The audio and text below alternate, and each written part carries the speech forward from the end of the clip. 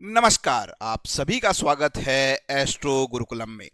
आज हम एक ऐसे विषय की शुरुआत करने जा रहे हैं जिसके बारे में लगभग हर व्यक्ति ने कभी ना कभी सुना है, वास्तु शास्त्र। लेकिन सवाल यह है कि क्या वास्तु शास्त्र सच में कार्य करता है? क्या घर का नक्शा, दरवाजे की दिशा या रसोई की जगह हमारी किस्मत बदल सकती है, या फिर यह केवल एक अंधविश्वास है? आज से पहले वीडियो में हम बिना डर, भ्रम या चमत्कारी दावों के शास्त्रीय और व्यावहारिक दृष्टि से समझेंगे कि वास्तव में वास्तुशास्त्र क्या है। जरा सोचिए, दो लोगों की आय लगभग समान है, दोनों मेहनती हैं, दोनों का व्यवसाय भी एक जैसा है, लेकिन फिर भी एक व्यक्ति के घर में हमेशा सुख शांति और आर्थिक स्थिरता बनी है, जबकि दूसरे घर में बार बार तनाव, खर्च और परेशानियां बनी रहती है।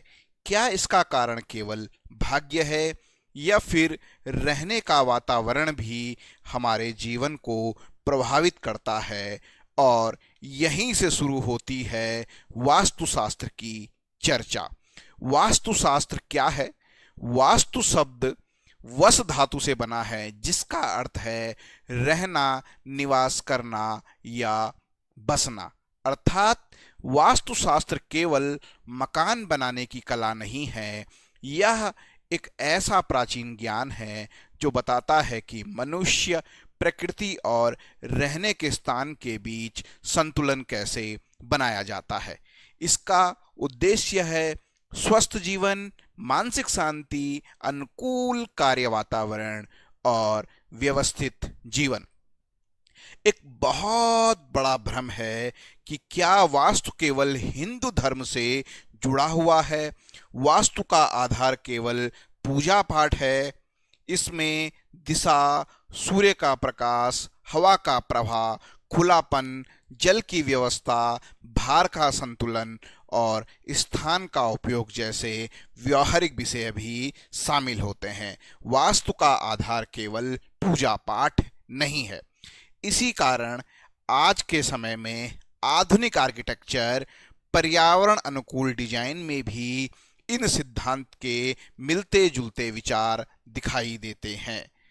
वास्तु किन ग्रंथों पर आधारित है? तो भारतीय परंपरा में वास्तु का उल्लेख अनेक ग्रंथों में मिलता है।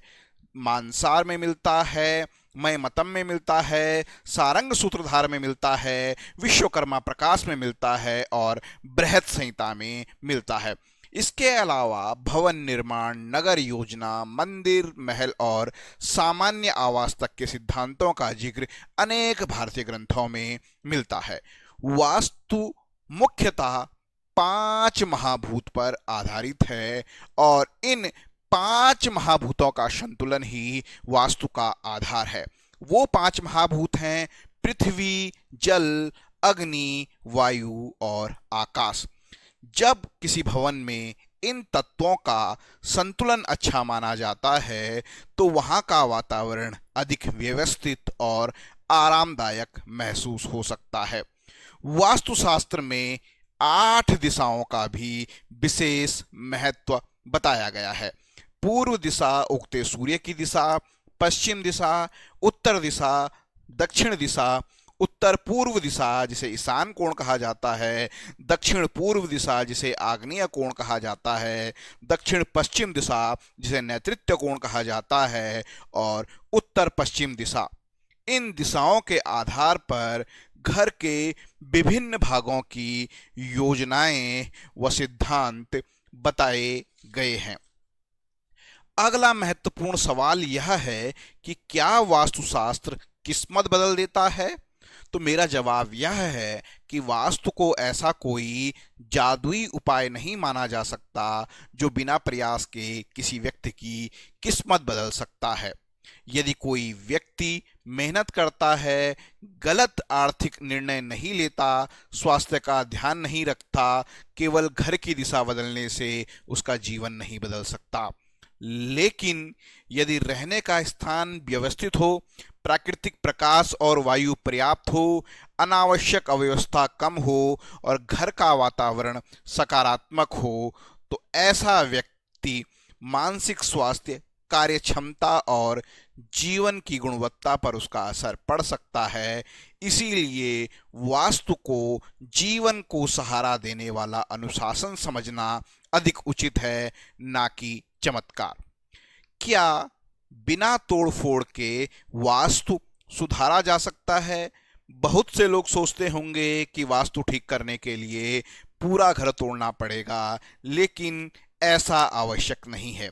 कई स्थितियों में अनावश्यक सामान हटाना, प्राकृतिक रोशनी को बढ़ाना, कमरों का बेहतर उपयोग करना, सफाई और व्यवस्थित रखरखाव करना जैसे साधारण बदलाव भी रहने के अनुभव को बेहतर बना सकते हैं। क्या हर वास्तु दोष नुकसान करता है? यह भी एक भ्रम है। हर घर में कुछ ना कुछ सीमाएं होती हैं। सिर्फ एक नियम अलग होने का यह अर्थ नहीं है कि जीवन में निश्चित रूप से समस्या आएगी। जीवन पर अनेक कारणों का प्रभाव होता है। मेहनत, शिक्षा, स्वास्थ्य, आर्थिक स्थिति, पारिवारिक वातावरण और व्यक्तिगत निर्णय। वास्तु इनमें से केवल एक संभावित पहलू है। तो आज की वीडियो में हमने जाना वास्तुशास्त्र क्या है, इसका क्या इतिहास है, यह किन सिद्धांतों पर आधारित है और क्यों इसे अंधविश्वास और चमत्कार मानना जो है अनुचित है।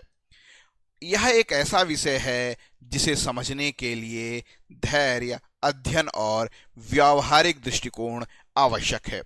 अगले वीडियो में हम बात करेंगे वास्तु के 10 सबसे बड़े मिथक क्या सच है और क्या अफवाह है। हो सकता है आपने भी इनमें से कई बातें सच मान रखी हों। अगर आपको हमारा यह वीडियो पसंद आता है तो वीडियो को लाइक करें, अपने मित्रों और परिवार के साथ साझा करें और एस्ट्रो गुरुकुलम को सब्सक्राइब करना ना भूलें। मैं हूं भारत भूषण गैरोला, आपसे मिलूंगा अगले वीडियो में। धन्यवाद।